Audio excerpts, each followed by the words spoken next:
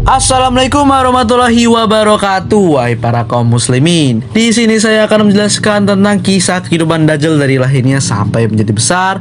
Oke, kita lanjut dan simak baik-baik video ini dan semoga video ini bermanfaat bagi kita semua. Amin amin ya robbal alamin. Dajjal lahir dari negeri Samiri, yaitu negeri warisan Nabi Sulaiman. Negeri Samiri ini berasal dari seorang Bani Israel yang namanya adalah Musa Samiri, pembuat berhala sapi emas. Ia pengikut Nabi Musa alaihissalam yang kemudian sesat dan merupakan tokoh kafir yang disebut dalam Al-Quran. Ketika itu, Dajjal lahir pada saat kedua orang tuanya tidak dikaruniai anak selama 31 tahun. Dan pada saat Dajjal lahir, Dajjal dilahirkan dengan kondisi cacat dan memprihatinkan, seperti mata kanannya buta, warna tubuhnya merah, dan ada ciri-ciri fisik buruk lainnya, seperti rambut Dajjal terlihat lebat dan keriting. Dan kaki Dajjal juga memiliki kelainan, yaitu kaki yang membengkok dan untuk berjalan pun susah.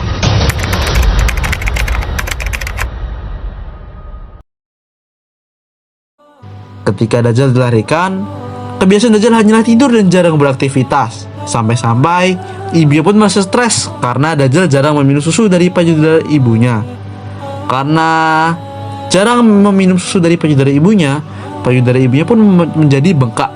Dan tak lama ibunya menghembuskan napas terakhirnya dikarenakan penyakit kanker payudara yang disebabkan Dajjal tidak minum susu ASI ibunya. Setelah itu, selang 4 tahun, Dajjal masih hanya diam dan tidur sejak menjelang kelahirannya.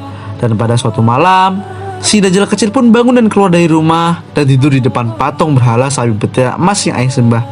Dan itu membuat semua orang khawatir. Keesokan harinya, ayah Dajjal pun kebingungan karena Dajjal menghilang dari rumah. Lalu, ayah pun melihat Dajjal sedang tidur di depan patung berhala betina yang ia sembahnya. Ketika itu pun ayahnya kaget dan memanggil seluruh para warga untuk melihat keajaiban ini.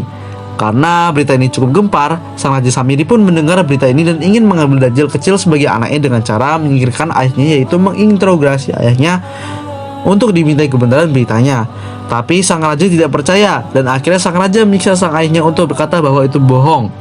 Maksudnya bohong itu agar sang raja itu dapat membuat ayahnya itu tidak bisa berkata-kata.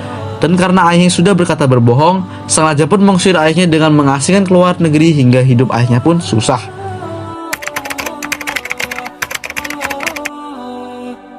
Ketika itu, negeri Samiri melakukan banyak kemaksiatan seperti menyembah patung berhala dan kemusyrikan merajalela.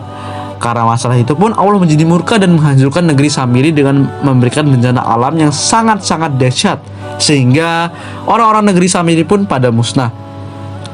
Ketika itu, malaikat Jibril diperintahkan oleh Allah untuk menyelamatkan Dajjal dan dibawa ke suatu pulau. Dan pulau itu dinamakan Jazirah, yaitu pulau yang sangat menyeramkan karena terdapat ular mengerikan dan hewan berbulu tebal yang disebut jasasah.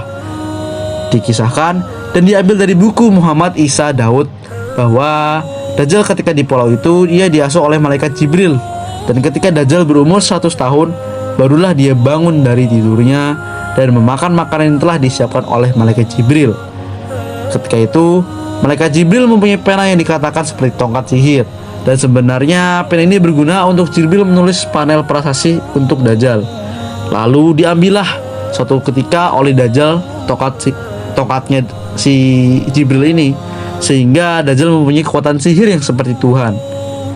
Nah, ketika itu pada saat di zaman Nabi Musa, Dajjal pun mampu memperdayai kaumnya untuk menyembah patung sapi betina.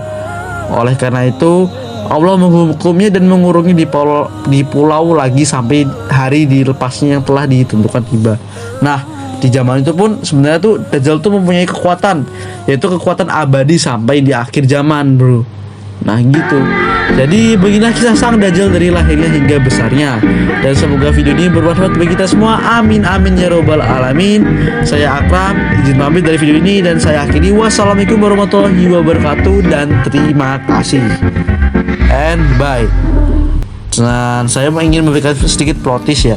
Sebenarnya Dajjal itu ketika dia pada saat dia memegang tongkat itu memiliki sihir dan itu membuat dia bertahan sampai di akhir zaman.